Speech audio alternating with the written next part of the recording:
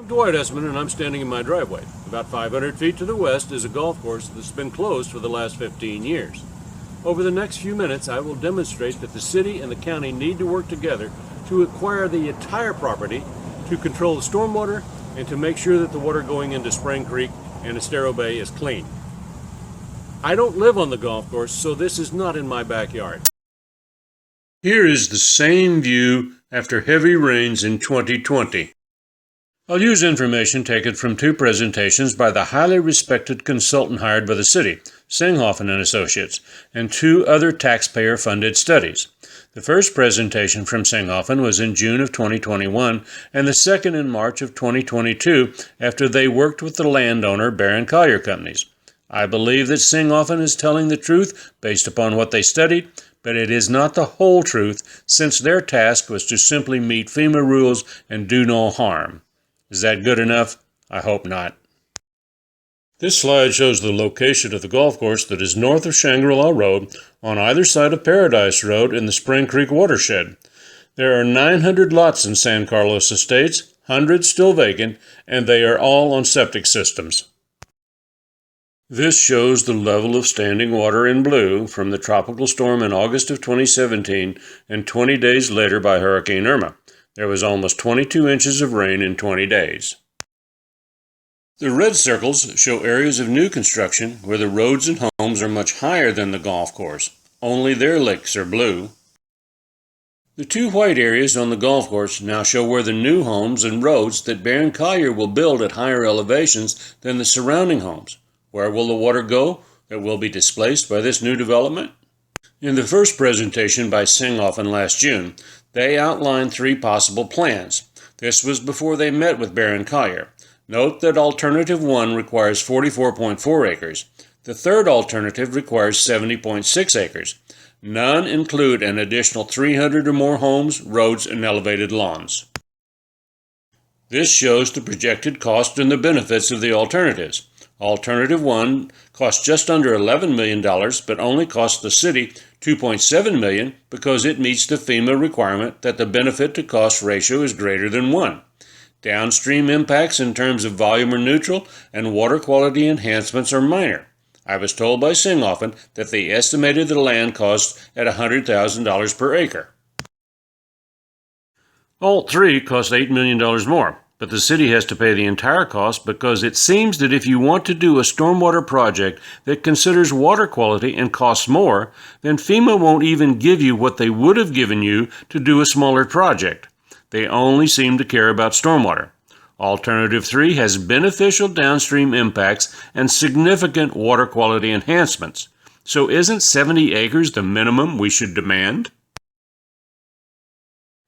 This slide shows the new plan after Singhofen worked with Barron Collier. Note that the city will have to buy 54 acres for stormwater. The red circle shows almost 8 acres in an area that Barron Collier owns that has not been part of the other studies and may accept water from San Carlos Estates to the east. The golf course was originally 113 acres, so Barron Collier can build on 66 acres, and almost all of the build-out area is above the 100-year floodplain. The next two slides are from Barron Collier presentations. Here the red circles show the 4 small lakes that are part of the property that Barron Collier will still own and will be used for stormwater retention from those 66 acres. But the original permit for the golf course required the owner to handle stormwater from the surrounding homes. A South Florida Water Management District official confirmed that, and from this slide Barron Collier did before the meeting with Singhofen, it would seem that they knew that was true. Only the red circle area is now for stormwater, but the city is buying 54 acres. Based on the new plan, Singhofen created this chart to show flood damage at various levels of rain over a 3-day period. Note that at the 15-inch level of rain, under current conditions, 53 structures will flood, and after the city spends millions of dollars, 30 will still flood. Let that sink in for just a moment. I'm sure that their analysis is correct. Their model will be accurate, but what if we get 3 tropical storms that each dump 10 inches of rain over a 21-day period? This current design will almost certainly flood the surrounding homes that were built at ground level and send polluted water into Spring Creek. So here is Singhofen's estimated benefit versus cost. The cost is over $17 million. We might still get about $7 million from FEMA, or we might not. So the city will pay at least $10 million for the project, including an estimated cost for the land. We don't know the actual price of the land, or even what Singhofen estimated. And all they can tell us is the downstream impacts in water quality will be improved. Remember, in their first presentation, they said 70 acres without the additional homes would be beneficial and significant. At the advisory meeting for Conservation 2020, a county official speculated that even after being closed since 2005, the golf course could still have pollutants draining off it. Barron Collier experts say that is very unlikely, and we now have a completed water quality test that proves the water coming off the golf course now is fine. But will it be when all the new homes and roads are built? Let's go over each of the points Singhofen makes. With 15 inches of rain, 30 structures will still flood. It eliminates the flooding of Paradise Road between Maddox and Wood Ibis. That's about 1/10 of a mile on a road that is 1.5 miles long. It will greatly reduce the duration of street flooding in Bonita Springs Golf Course Villas and the Fairwinds neighborhoods, but it does not eliminate it. It also allows for future improvements and meets FEMA rules. This stormwater plan does include the Fairwinds neighborhoods, areas that were not developed when the original permit was approved back in 1980. I think Singhofen knows it's not the ideal plan. Everyone who looks at this issue will come to the same conclusion that I have. To do this right, the city and the county need to work together to buy all of the property, create filter marshes and wet and dry retention ponds, and a beautiful park. And I believe Barron Collier will sell the land at a fair price. We need an appraisal. This slide summarizes the cost and impacts on Spring Creek. Alternative 3 from the first Singhofen presentation is the one we need to seriously consider. Here is what we do not know.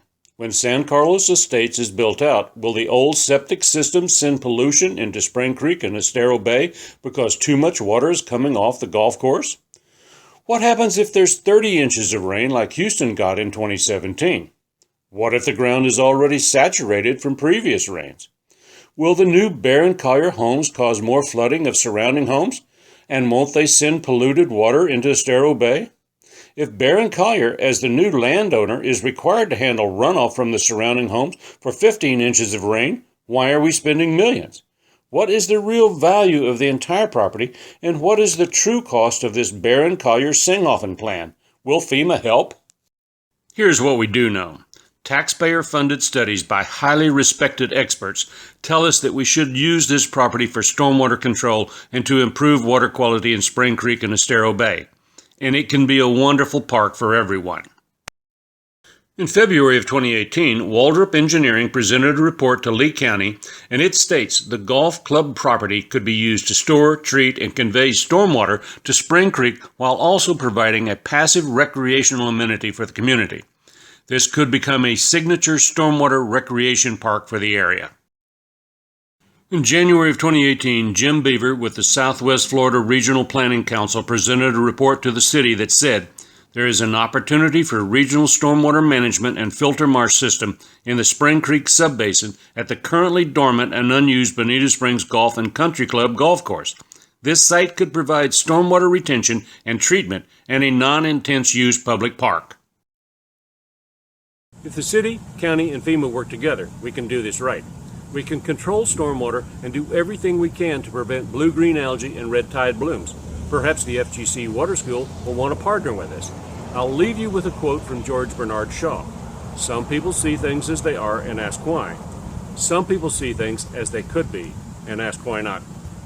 Why not do all we can to control stormwater and not pollute Estero Bay?